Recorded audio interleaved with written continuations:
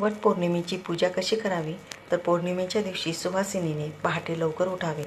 स्नान उरकून झाल्यानंतर पौर्णिमेच्या व्रताचा संकल्प करावा. नवे वस्त्र, विशेषतः पिवळ्या रंगाची साडी परिधान करावी. त्यानंतर 16 शृंगाराचा साज करावा. वडाच्या झाडाची पूजा करण्यासाठी ताट तयार करून घ्यावे.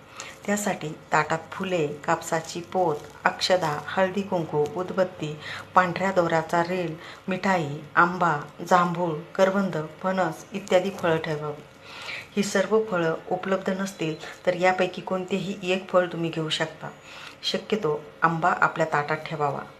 शुद्ध पाण्याचा तांब्या भरून निरंजन सोबत ठेवावे. सुरुवातीला वडाच्या झाडाला पाणी अर्पण करावे. त्यानंतर हळदी कुंकू, अक्षदा, फुले, कापसाची पोत व्हावी. त्यानंतर झाडाचे औक्षण करून घ्यावे. पांढरा दोरा वडाला बांधून 7 वेळा झाडाला प्रदक्षिणा घालावी. पतीच्या दीर्घायुष्य